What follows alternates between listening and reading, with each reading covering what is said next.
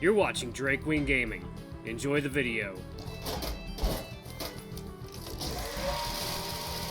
Hey guys and gals, Nary here from Drake Wing Gaming, a 70 Mounts Sword of the Gaming Drag. Today we're coming back at you with the Let's Play episode of Far Beyond the World, Chapter 13. That's right, y'all, we're in Chapter 13.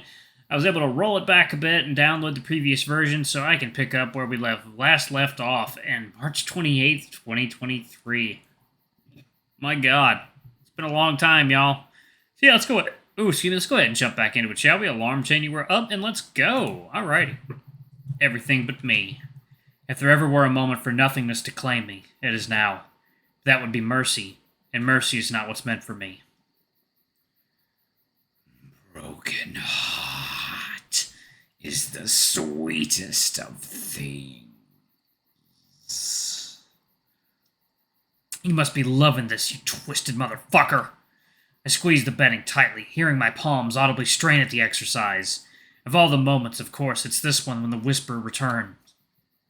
Despair. So delicious. Fuck you! If Rannoch didn't break me, then surely he won't do it. Go back to poorly imitating children's books. I have my own poorly written romance to live through. This newfound resolve allows me to stabilize myself. My breath slows down, and I decide that indeed Rannoch won't break me. I won't give him the satisfaction. I won't be Tano huddled in the dirt, nor trying to force him to see my value. I wanted to stay at his side, to aid him through better or for worse. If he doesn't want that, that's his choice. I'm better than this, and if he cannot see that, it's his loss, not mine. And with that, I finally drift off to a strained sleep. Oh, wait. Oh, this is chapter 12 we're on. Oh, shit. Oh, we got a lot to go, y'all. That's fine with me. To my surprise, no nightmares follow. I half expected the whispers to be rubbing this in my face. Instead, I wake up shivering to a chilly, harsh morning and the sun doesn't shine. How fitting. After our grim exchange from the previous night, the gray skies above reflect my mood perfectly. Although we're hidden deep inside a thicket, shielded by the woodland canopy, I can see in the distant clearing droplets cascading down, splattering against the dirt. It's raining. It seems the last leg of our journey will be the most arduous, both on account of our soured moods, but also the very unpleasant weather. It's much colder than on any other day so far, and I assume it's because we're at the forest's edge. Varissa did say that Tiernan had its own microclimate, and now I get to experience it firsthand with the world at large, firmly in the grips of winter winds. I've left your breakfast by the fire. The wolf pokes his head inside the tent, most likely hearing me stirring up from my sleep.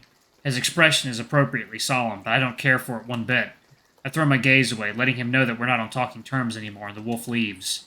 I have half hoped that he'd run off into the night, leaving me here to die alone. He might as well have, but there's nothing makes sense now. What am I even supposed to do? How am I to survive in this foreign world alone?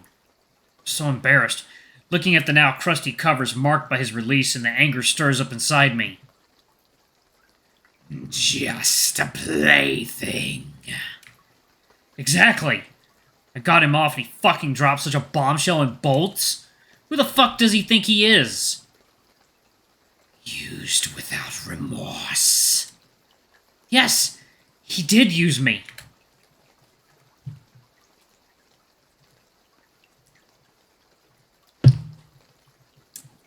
That fucker... No, wait. No. Fuck! I slam my fist into the bedding. Again, my emotions are running riot, and that damn thing tries to ramp them up. I'm not even allowed to process this mess on my own. But no, I won't play into my anger. He didn't use me. I wanted it. In fact, he was reluctant. We both gave in to our carnal desires. That's no one's fault. But he hit a decision that was for me, that was made for me. One that very much affects my entire life moving forward, and I wasn't even consulted. He duped me. Like an unwanted pup, I was lulled into a false sense of love and security just to be led away on a leash and left in the hands of a complete stranger. But if he thinks I'll be begging for him to take me back, he's got another thing coming. Both you and him can suck it. I'm done being played. Begrudgingly, I remove the covers and get ready.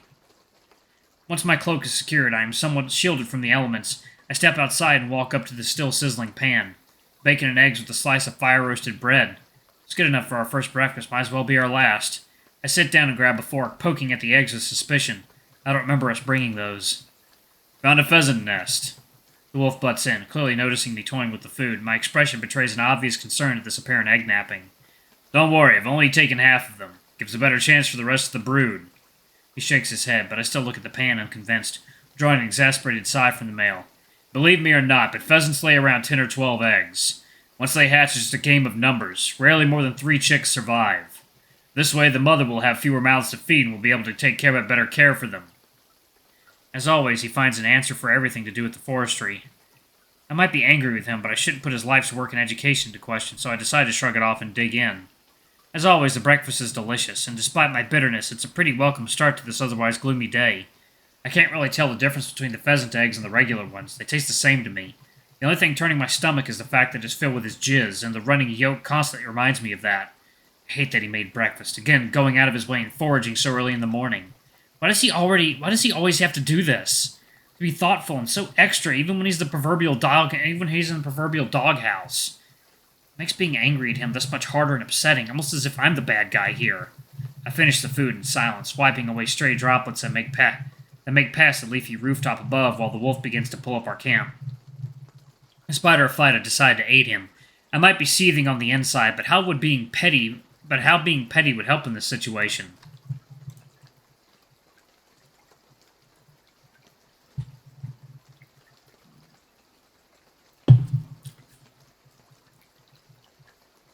Besides, I want to get to the city as soon as possible. Spending another night out here would have been a nightmare. Once everything's folded and packed, we get on the way. Miles add up one by one, with Rannoch trying to casually start an idle conversation every now and then, but I simply shut them all down with cold glances. I don't want small talk. I think we're past that. Scattered splotches of drizzle reaching the road up from above, make me realize we're approaching the edge of Tiernan. The tree line is slowly thinning, and there's an apparent brightness of an open space ahead of us. When within an hour we finally reach the opening, I stop and gasp. Oh, nice. The forest just ends abruptly, forming an arched entryway made up of the canopy linking above. I look back to the Sylvan Road, cutting into the woods like a tunnel, seeming almost like an entry to the secret garden. In front of us there was a rolling landscape, dotted with fields, pastures, and border greenery separating them. Oh, it's so enchanting and open. The vast openness is what speaks to me the most. There's a sense of freedom, but also a freefall as I gaze into the distance. Every day I realize how constrained everything seems within a forest. You cannot see the horizon, so everything feels local and compact. This is like looking down a deep well, where you don't see the bottom. It's exciting. I take a deep, greedy breath of this newfound sense of freedom, resting my hand on a mossy carved stone at the roadside, much different from the milestones we passed so far. Only now I actually pay it any mind. It's a stele, intricately decorated with knotted patterns and stylized wolves and moons. There is a partially faded inscription in the middle, but it doesn't prove too hard to read. Here begins the ancient realm of Tiernan, safe from trespass since times immemorial, and the woven tribes keep it. Enter at own peril. Well, that's inviting. I mutter under my breath, the first words spoken by me since yesterday. At first the wolf's taken aback, but quickly decides not to make much of the deal, and of it shrugs. It's a border stone. It does exactly what it's supposed to. Warn strangers of consequence. Strangers like me. My voice is cold and sharp as the morning itself, but Rannoch clearly has no patience for it. Look, I really don't want to argue. You know why you cannot remain. Yep, the stone is making it quite clear. You're acting like a pup. It's not only your life on the line. He sneers, and I open my eyes in shock as the wolf storms off. So that's how it is. To him, I'm just a liability. You think you're strong, and perhaps you are, I say, sluggishly following him down the road and grabbing his reluctant attention. You're certainly stronger than I am, or anyone I've met in the village for that matter, but strength alone can only take you so far. No one's ever an island. Think of me what you must. I've already left one loved one huddled in the dirt, and I'm about to do that to another. You cannot hate me more than I already hate myself twice over. He gives me a side glance for a brief moment, his green, trembling eye drilling into me, but he quickly shakes his head and speeds up the tempo. There really isn't much sense in us talking anymore. What else is there to say? He's made up his mind, and I have no cards to play.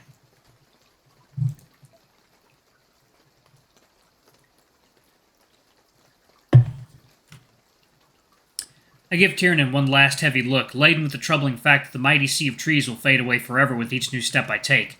I'm not just torn away from the only place I know or can even remotely call home, but I also was denied the right to say proper goodbyes. Barissa got one, as I think she was in the whole... She was in on this whole chagrin.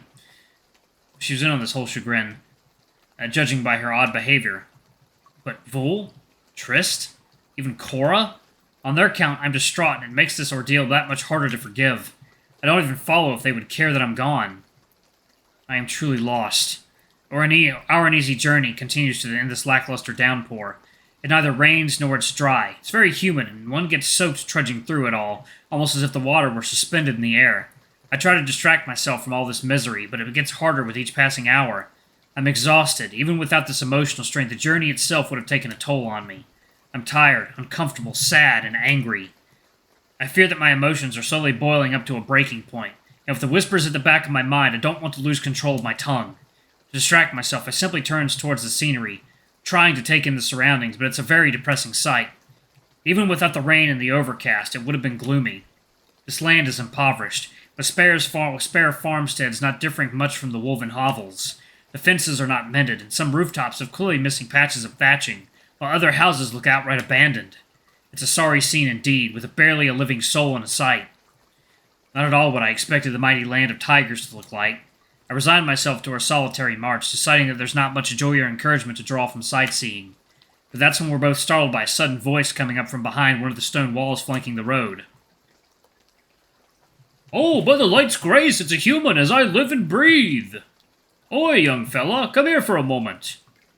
A stocky, tired-looking farmer waves at us, emerging from behind the wall. He's been doing some weed control, judging by his earth-stained clothing and a rusty sickle covered in sticky greenery. "Ignore him." "Why?" I shrug, approaching the still-waving tiger. I'm not going to pass on my first interaction with an outsider. Besides, I'm mighty curious how my language hopping skill will play out. "Orion?" "Considering you're about to abandon me here, your opinion doesn't matter much anymore," I state bluntly and approach the farmer. "Hello there! Curious company you have." "Indeed." I cast my reluctant gaze towards the wolf. "You look quite weary. You've traveled far?" "About 70 miles, give or take." 70 miles? My, that's quite a journey you had." So you know.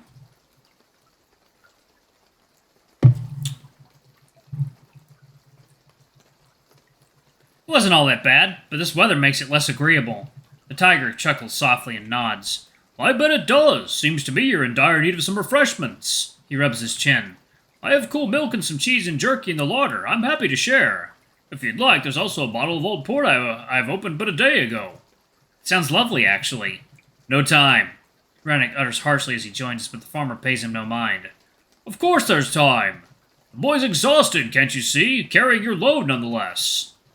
I shiver at the unfortunate choice of words when my attention is drawn to the Rannoch's suddenly clunky speech. "Strandbard, must be today. You wouldn't reach the city until the 8th hour, and by then everyone there gets mad like a bag of bees."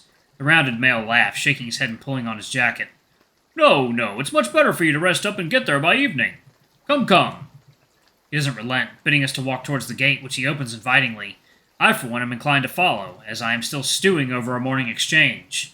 Besides, I've wanted to meet another otherkin ever since I woke up. Talking tigers, indeed. Excuse me. And on the subject of talking, he seems he understands me perfectly. All right, y'all. I'm actually going to pause it right there. Thank you all so much for watching. I love you all, and I shall see y'all in the next video. It's good to be back, y'all. All right, bye-bye.